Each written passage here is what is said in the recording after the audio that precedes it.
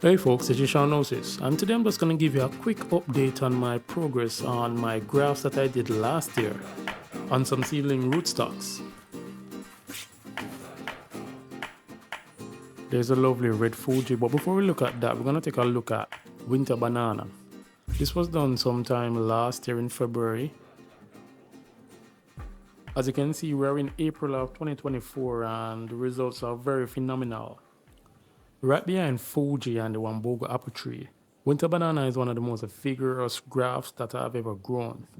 As you can see, it's up to 10 feet tall. Now, this is red Fuji, a very vigorous grower, especially on seedling rootstock. Fuji is one of those varieties that tends to grow bushy, but this can be amended by training the branches laterally. So now I'm in my backyard apple orchard. Unfortunately, I had to pull out one of my trees due to a fungal infection. This one was also infected, but luckily I managed to cut it down to the pink lady graft to remove the infected area.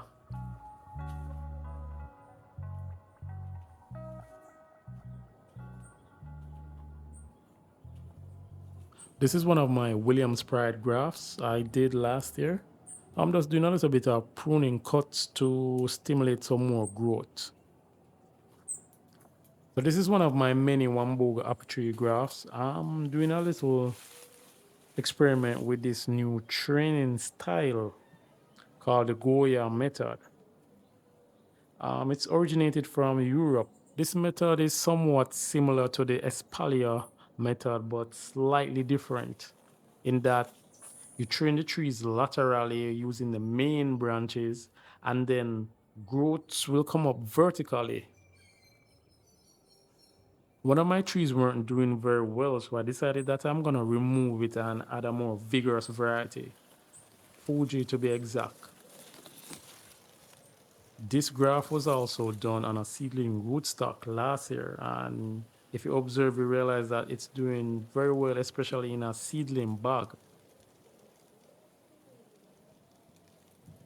So if you've been a subscriber or a supporter of my channel, you'll know by now that I have my method for doing my own transplant, where I add the real cobra soil and also mycorrhizal fungi.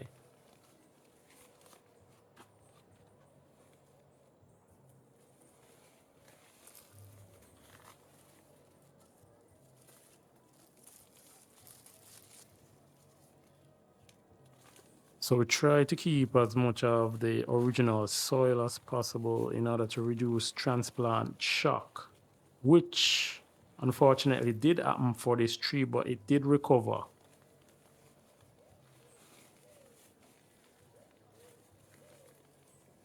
Another tip is when you're doing your transplant, ensure that it's during the evening when the time is cool.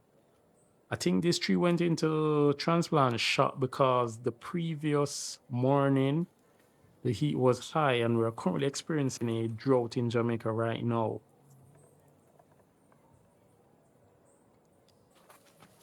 Another tip is to ensure that your trees are protected from rodents or other animals such as dogs. You can erect a fence mesh barrier. By the way, I'm currently adding the soil that I recently collected from down the Kobe River, alongside with some of the mycorrhizal fungi.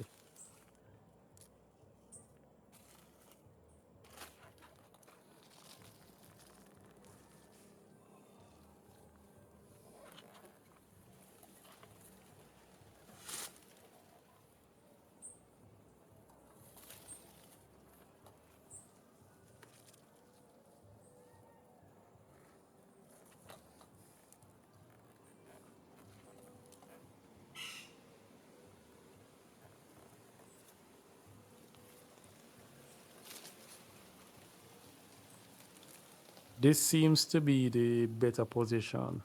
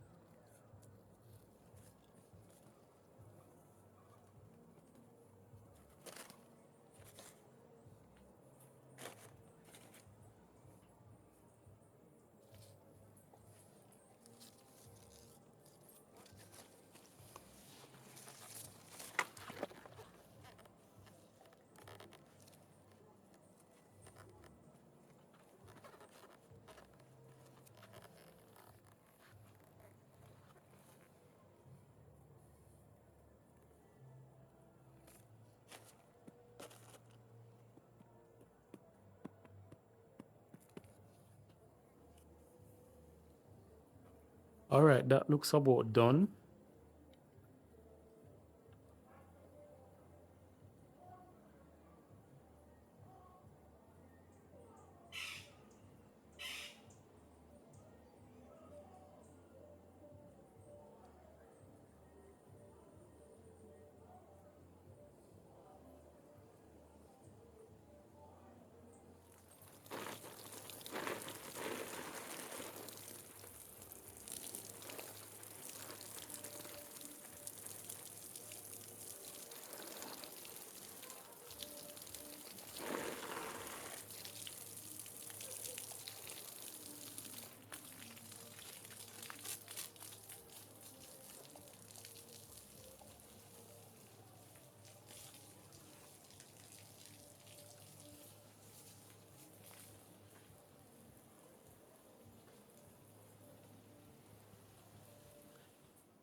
And these are the results 4 weeks later.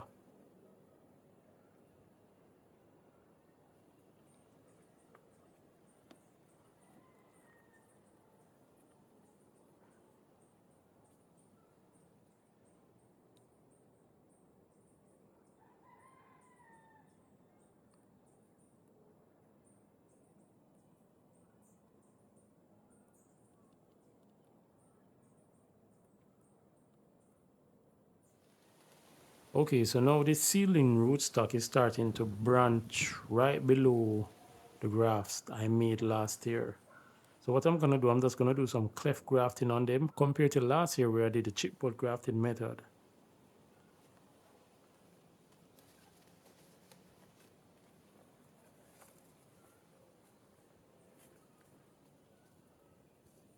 The variety I'm gonna graft on them is the Wamboga apple. So to ensure that you get a high success rate when you're using the cleft graft, it's important to use the same cyan wood or the same size cyan wood that you're gonna graft onto the rootstock.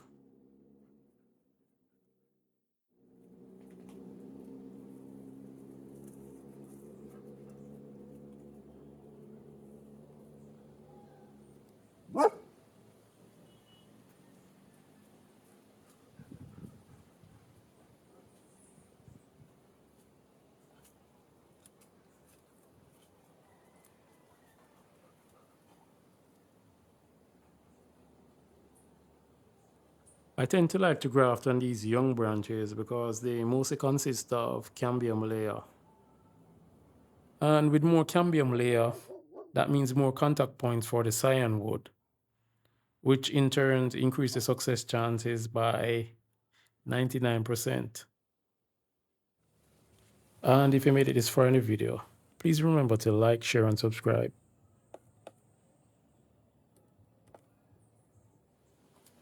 So it's been a year since I've been doing grafting on apple trees, and I can say that my skills have increased somewhat. I have started to learn what not to do and what to do, and what time of day is best for grafting, and the tools that are important to increase my chances. From the type of grafting tape used to the grafting knife, and also safety gloves.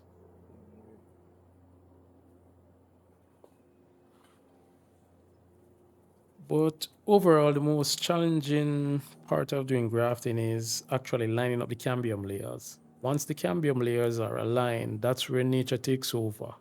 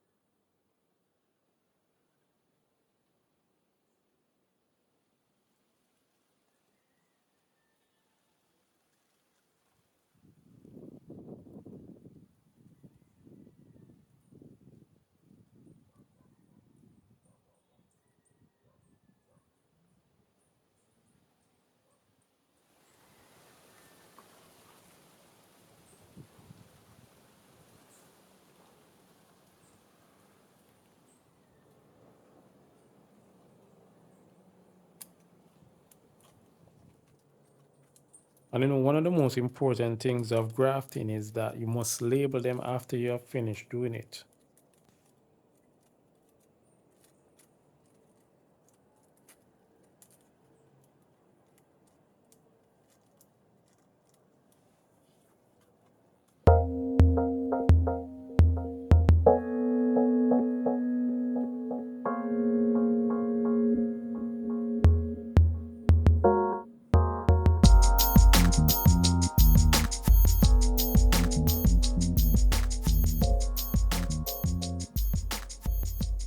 Okay, so now I'm just going to go back and show you some more of my grafts that I did last year.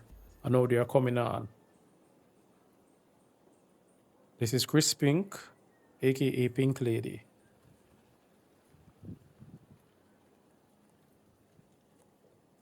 In my opinion, a very semi-vigorous variety. If you prune it too early, it tends to want to be stunted. Now this is Gold Rush, a very vigorous variety when compared to Crisp Pink.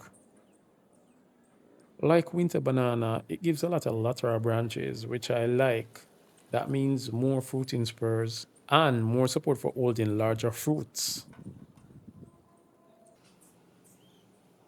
I've heard a lot of good reviews about King David, and so far it's holding up to its name. It's growing very vigorously, somewhat lateral in its growth, but so far so good.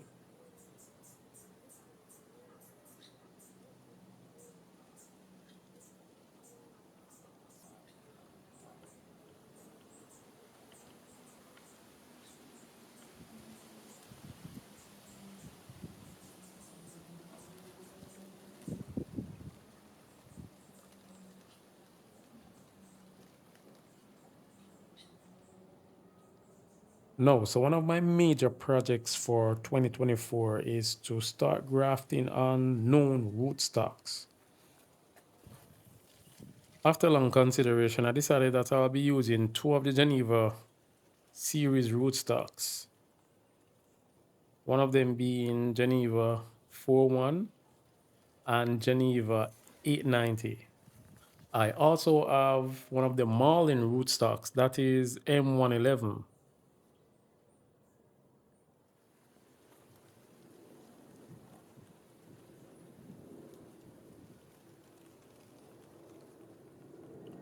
Hopefully you guys are liking what you're seeing, and stay tuned because I'll be uploading more videos.